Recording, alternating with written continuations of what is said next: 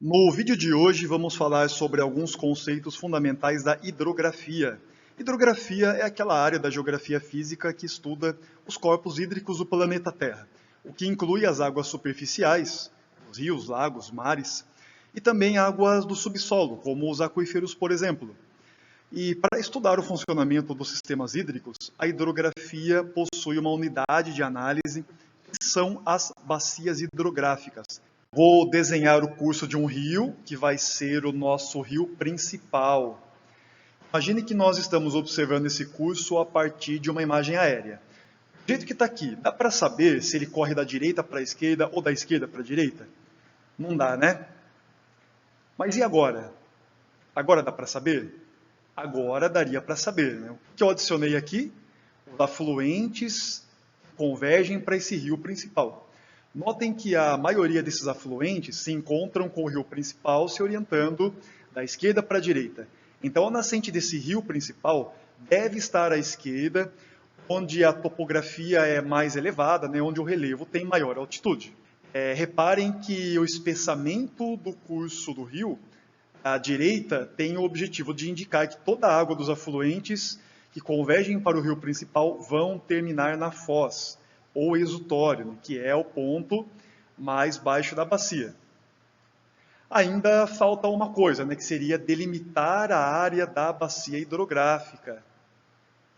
Vamos chamar essa linha em preto de divisor de águas.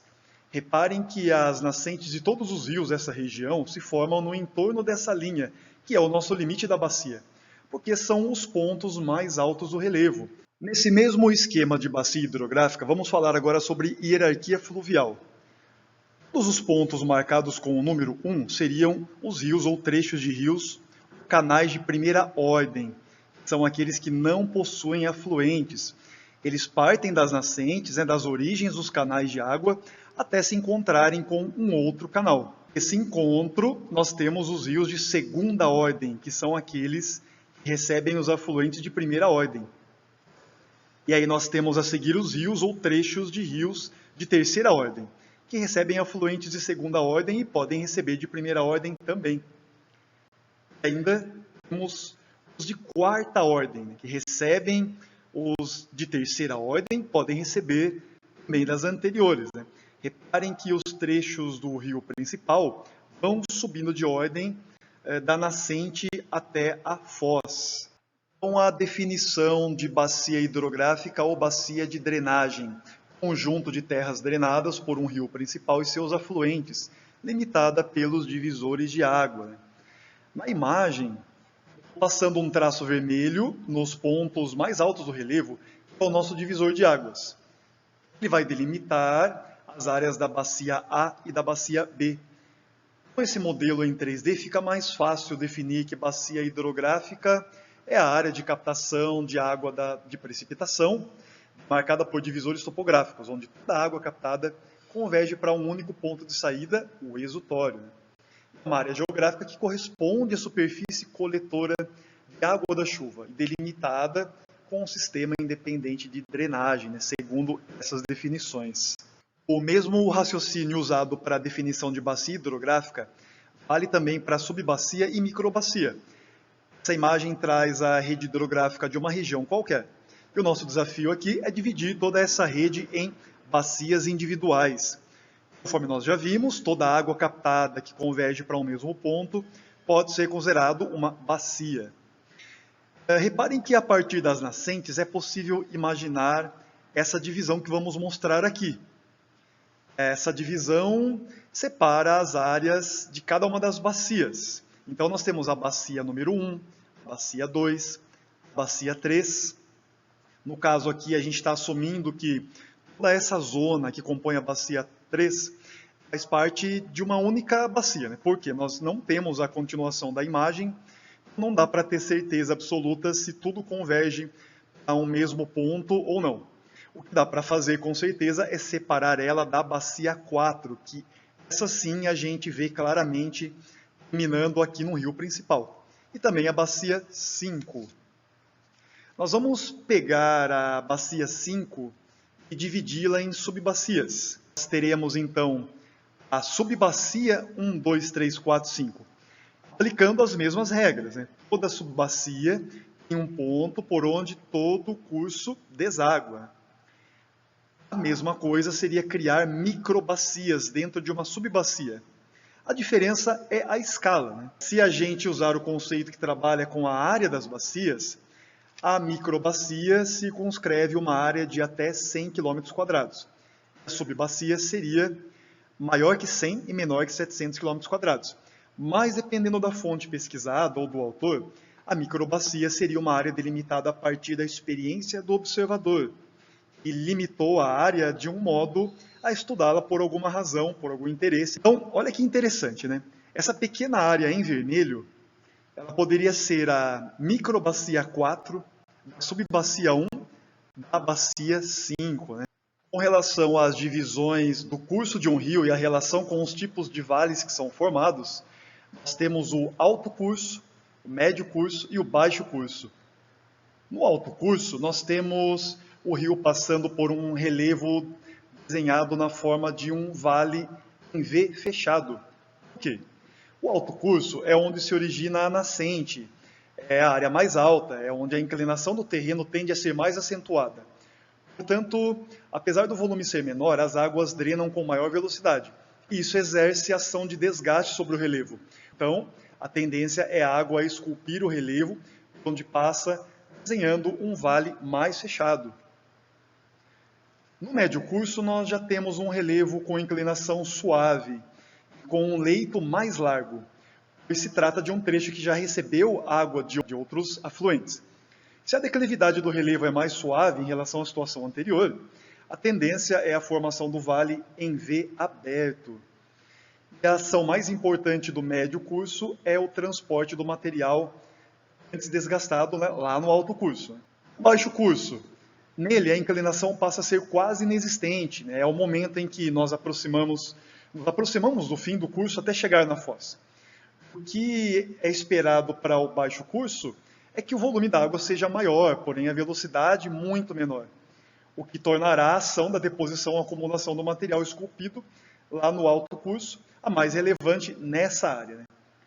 Num relevo praticamente aí plano, né? Quase nada inclinado, as águas se distribuem de modo a formar um leito de rio mais largo e o entorno forma um vale bem mais aberto, né? Nós temos duas palavrinhas novas que vão aparecer em hidrografia com relação às direções ou sentidos do curso de um rio, que são jusante e montante. Toda vez que nos referirmos a jusante, estamos caminhando em direção à foz, no mesmo sentido da corrente fluvial ou do fluxo d'água. E toda vez que usarmos o termo montante, quer dizer que estamos seguindo em direção à nascente, ou estamos apontando em direção à contracorrente. Tá? Vejam o curso desse rio, com a nascente, né, até a foz. Eu estou marcando nele os pontos X, Y e Z. X é o meu ponto mais amontante, Z é o meu ponto mais ajusante. Mas e o ponto Y, que está no meio dos dois? Vai depender com quem eu comparo, certo? Então eu posso fazer a seguinte afirmação, que x está a montante de y, ou y está a montante de x. Ou então posso afirmar ainda que y está a montante de z, z está a jusante de y. Para não esquecer também, eu posso fazer algumas associações, né, com relação aos termos montante e jusante. Jusante, a gente pode pensar em jus, que tem o mesmo som, né, um som parecido com foz. É uma forma de eu associar jusante com foz, né, pelo som parecido, jus, foz. Montante me lembra montanha, né, e aí eu posso me assegurar, né, me apegar na questão da direção, né.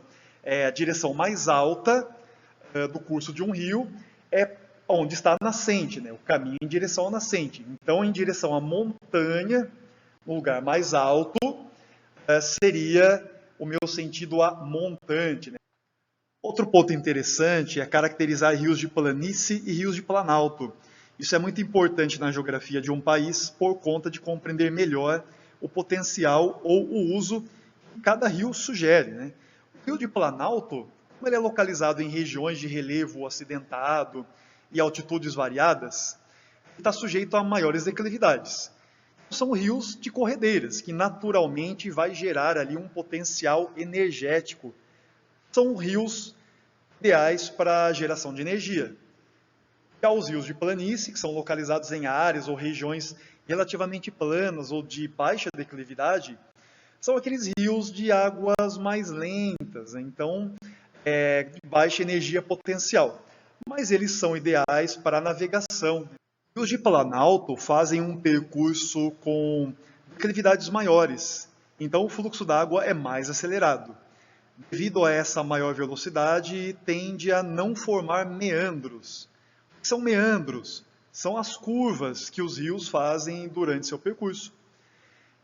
A forma da foz ocorre em estuário, que é essa forma que vocês veem, onde o rio se encontra com o mar por um único caminho. No caso dos rios de planície, a menor declividade do seu curso torna a drenagem da água mais lenta. Nessas condições, tende a evoluir para um curso que forma meandros, que formam várias curvas, sobretudo porque a água é mais lenta e permite a deposição de sedimentos. A foz ocorre na forma de um delta, que é quando o material sedimentar se acumula de modo a obstruir o curso do rio, obrigando esse rio a criar novos caminhos para se encontrar com o mar.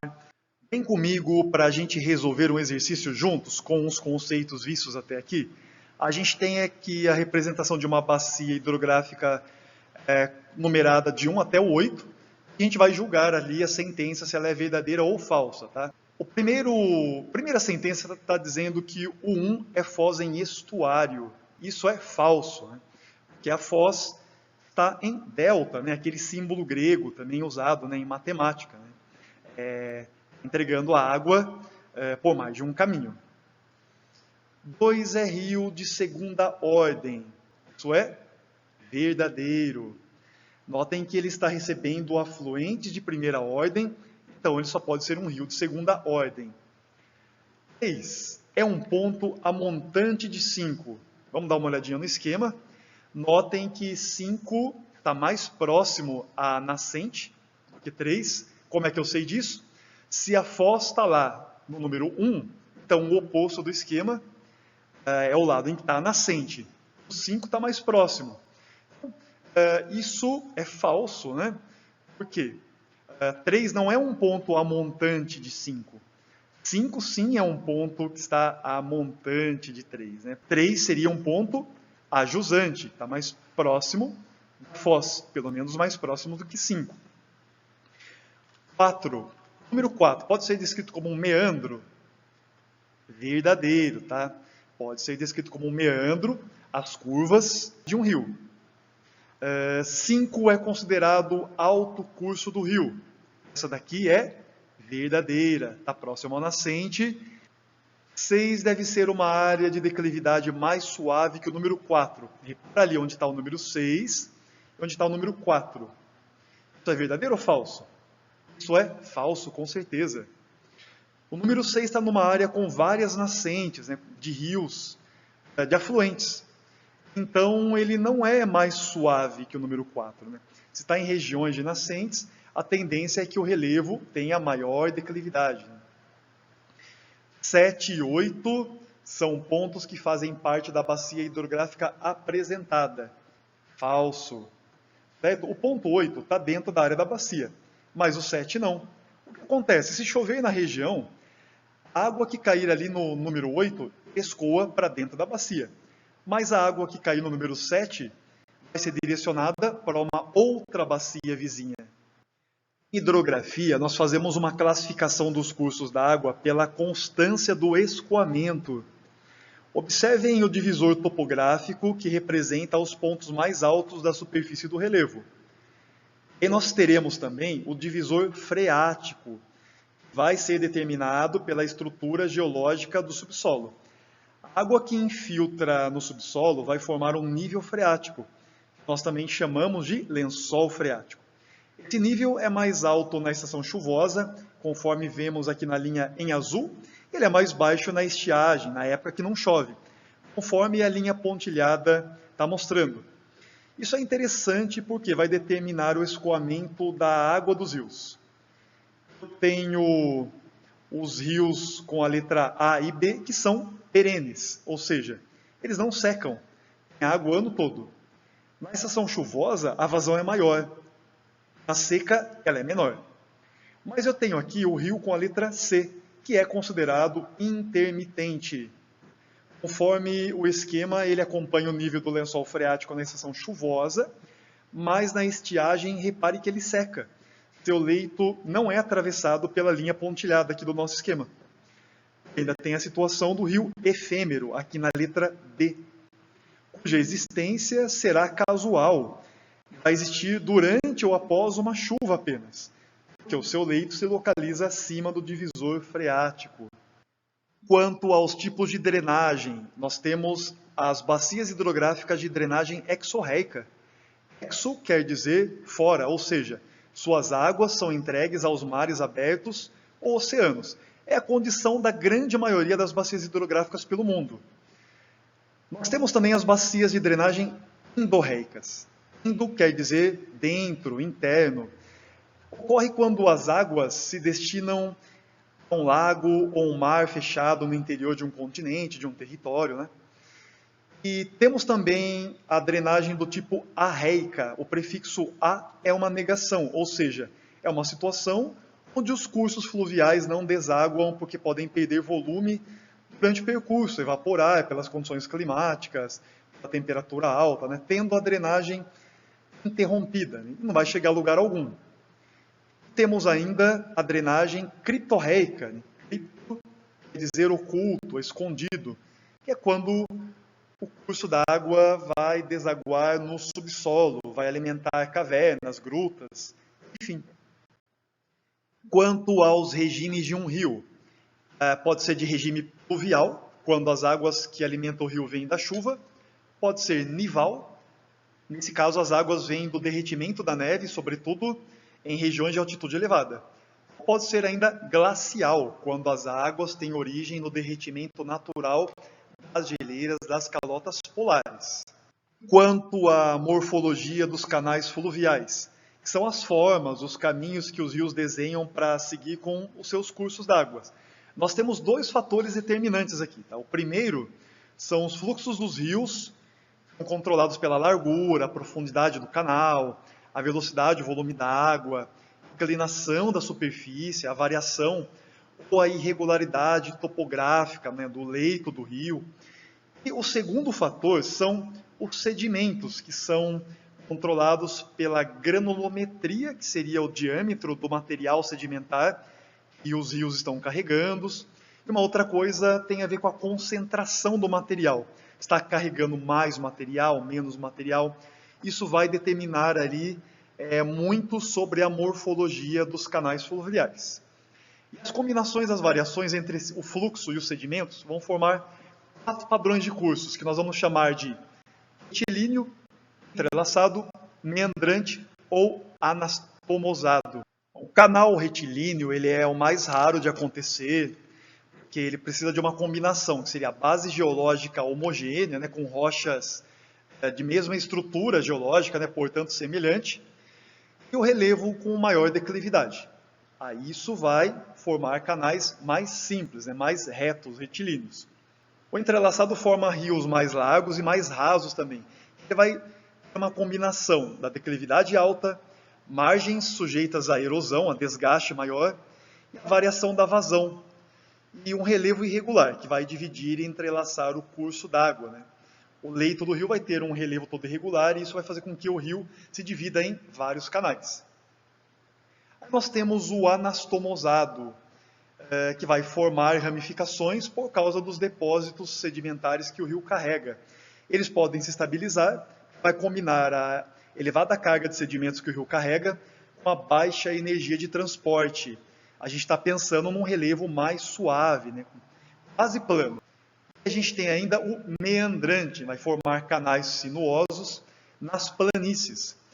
Que possui uma menor carga de sedimentos em virtude de um relevo mais suave. Imagine que esse é um pequeno trecho de um curso fluvial. Aí aqui na linha pontilhada, entre os pontos A e B, fazendo um corte para mostrar o leito do rio, para trazer a noção da diferença de velocidade da água.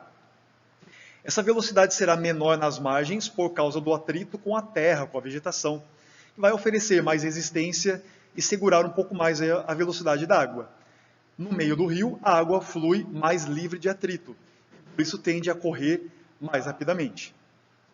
Observe agora essa trajetória da água correndo em maior velocidade.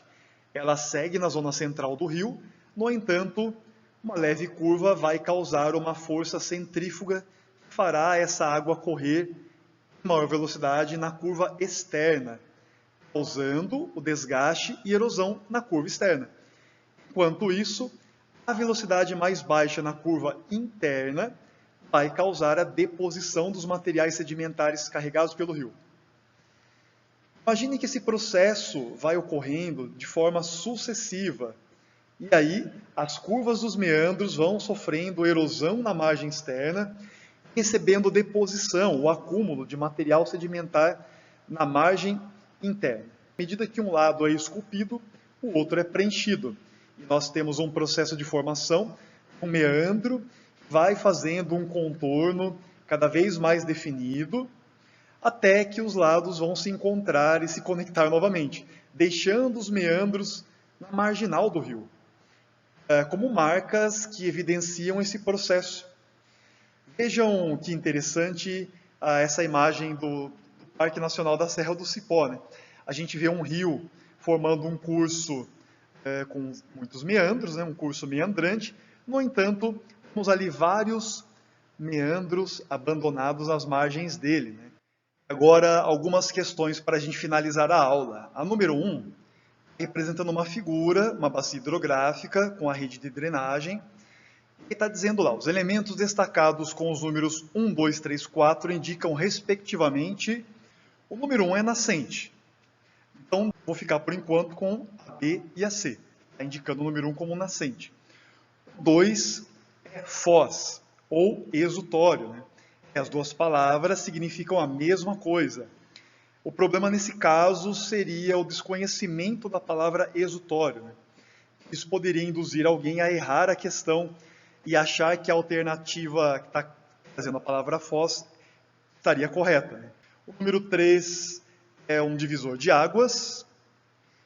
E o número 4 seria um afluente. Reparem é o seguinte, ó, um detalhe. Alternativa número 4, alternativa B, perdão, está dizendo que o número 4 é um afluente. A alternativa C está dizendo que é um efluente. Presta bem atenção nesse detalhe que ele é importante. Efluente não é a mesma coisa que afluente. São coisas diferentes, tá? O efluente seria um resíduo proveniente de alguma atividade humana, industrial, rede de esgoto, lançada no ambiente, na forma de um líquido, lançada no rio. O que a gente está vendo é um afluente, né, que está se ligando ao curso do rio. Lá está com o número 1 na nascente, o rio principal. Então, a alternativa correta, letra B. Questão número 2. Então, a figura a seguir representa uma bacia hidrográfica.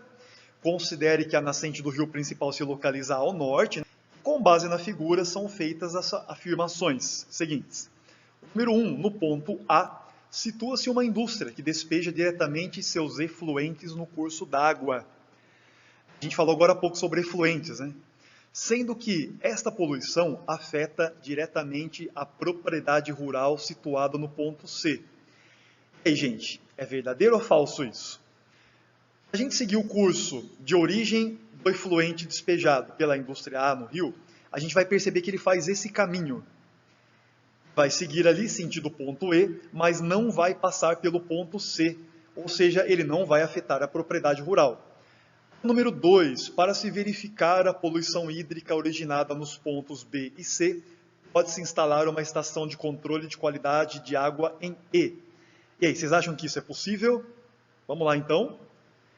Pegando os pontos B e C, seguindo o curso d'água e ele passa pela letra E. Ou seja, é possível sim. Número 3. Os cursos fluviais onde se localizam os pontos A e D estão situados a montante do ponto B. Certo ou está errado isso? Isso está errado, né? Lembra dos termos montante e jusante? Quem está a montante está mais próximo ao nascente. O ponto A está a montante do ponto B, mas o ponto D está mais distante da nascente. Essa também está errada. Portanto, correto, apenas a alternativa B. A questão número 3 traz para a gente um canal fluvial, a imagem de um rio. Então ele diz o seguinte, né? Observe a imagem ao lado, as características do canal fluvial observado são descritas como canal, letra A, anastomosado, relacionado às bacias com grande variação da pluviosidade ao longo do ano. Não é essa, né? A forma anastomosada não é assim. Letra B, entrelaçado, resultante da presença de sedimentos que assoreiam o leito do rio, criando novos cursos. No caso, a gente está vendo um curso único de um rio, né? Então não pode ser também. Letra C, antropizado, designa os canais fluviais alterados pela ação humana através de barragens e canais. Aqui, no caso, não tem nada disso, né? A letra D, meandrante, associado a planícies aluviais ou a áreas de relevos planos com baixa declividade. A alternativa correta é exatamente essa, alternativa D. Questão número 4, para a gente preencher lacunas. O texto diz, os rios podem ser classificados de várias formas, pelo tamanho, em extensão territorial, pelo volume de água ou mesmo pelo tipo de regime hídrico que os alimenta.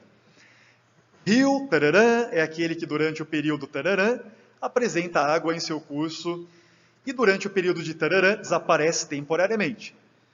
Aqui nós temos que ficar atentos ao seguinte, né? Depois da segunda lacuna, ele vai dizer que apresenta água em seu curso. Depois da terceira lacuna, escrito que desaparece temporariamente. Ele está falando da água, né, do curso do rio. Então isso sugere para a gente que esse rio pode ser o intermitente.